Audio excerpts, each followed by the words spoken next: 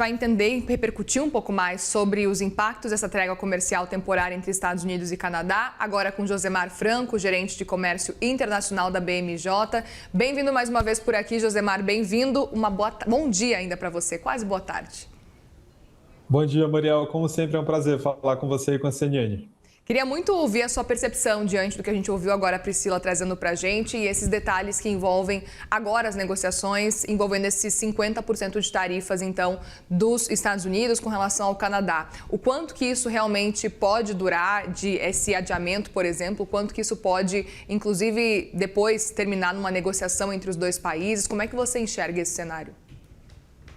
Mariel, a gente tem um cenário muito interessante, porque desde o início da atual administração Trump, nós temos percebido um momento de muita instabilidade na relação dos Estados Unidos com o Canadá, que são dois parceiros históricos, têm uma profunda relação diplomática e comercial, né? Inclusive por meio de acordos de livre comércio, né? Há uma zona de livre comércio estabelecida já há muitas décadas ali na América do Norte, mas isso tudo tem sido colocado em risco, né, com a retomada do presidente Donald Trump à Casa Branca.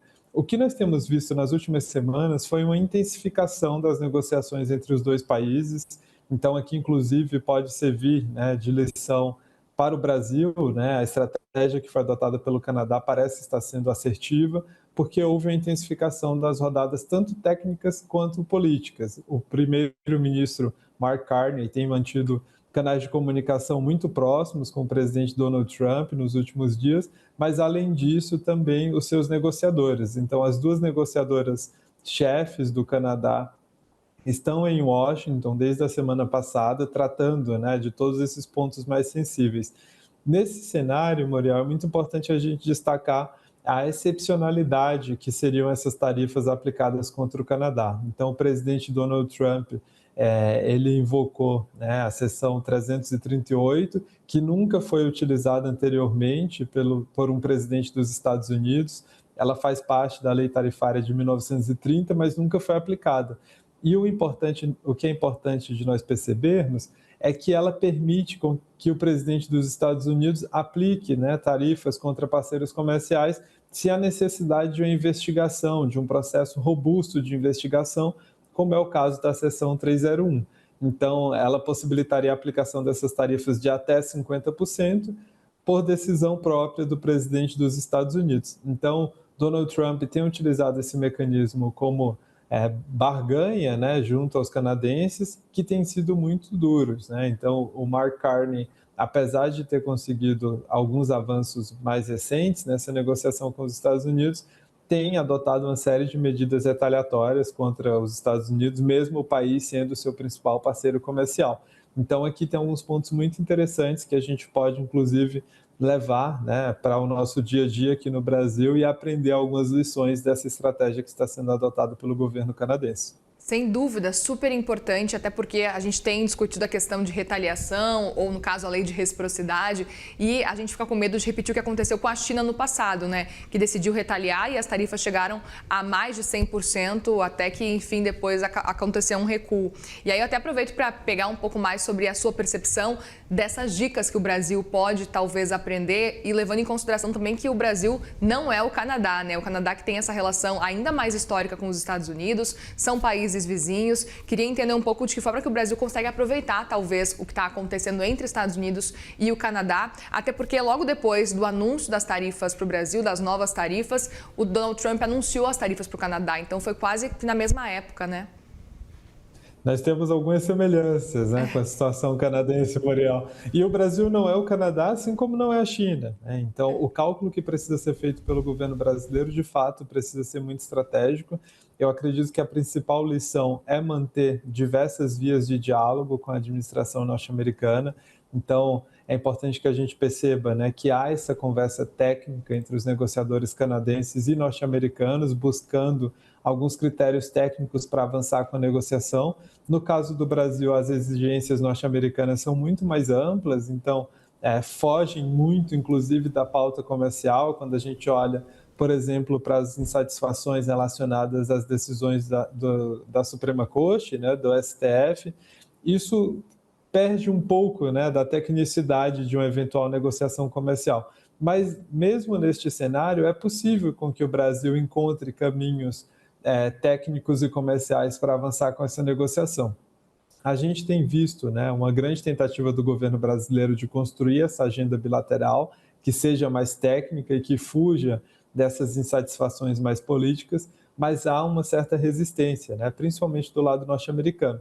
Para além disso, uma outra importante lição que nós temos é a de não haver uma escalada, né, na narrativa política. Então, o Brasil hoje passa por um cenário de eleições, né, e a gente sabe que essas estratégias ficam ainda mais difíceis de serem calculadas porque podem ter impactos eleitorais, mas é importante que o Brasil saiba calibrar o momento adequado, né, de pressionar os negociadores norte-americanos e não fazer tantos discursos políticos, mesmo em um cenário de eleições, porque isso dificulta a negociação.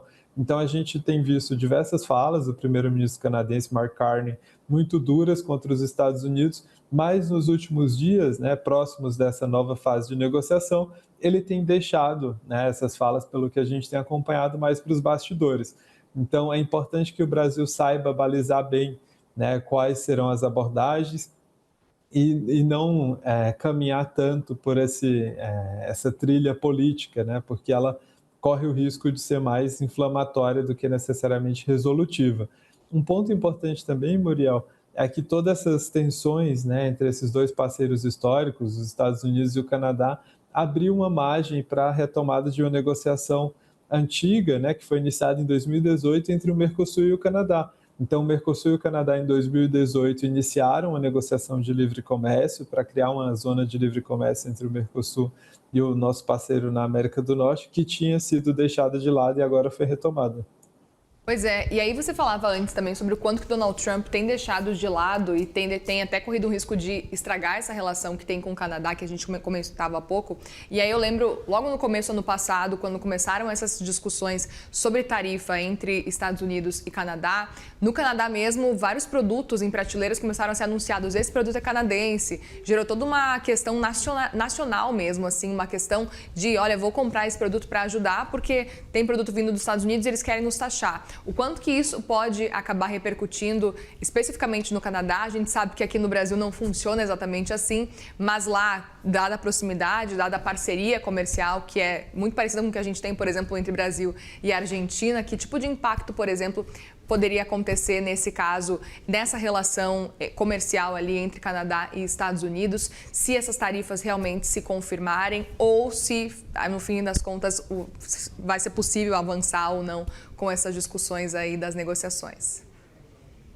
A verdade, Muriel, é que o Canadá e os Estados Unidos estão vivendo talvez um dos momentos mais tensos da sua relação histórica, né? São dois países que dividem uma das fronteiras terrestres maiores do mundo, com um nível de integração muito forte na verdade, né, desde que o presidente Trump voltou com aquela fala, inclusive uma das falas mais marcantes do início do seu mandato foi a de que o Canadá se tornaria o 51º estado dos Estados Unidos, né? Então você estaria reduzindo um país do tamanho e com a relevância do Canadá a um estado dos Estados Unidos, e isso inflamou muito a relação bilateral e, de fato, né, trouxe uma animosidade para esses laços históricos. O primeiro-ministro canadense, Mark Carney, que corria o risco de não ser reeleito, foi eleito, né, com essa bandeira mais nacionalista do Canadá.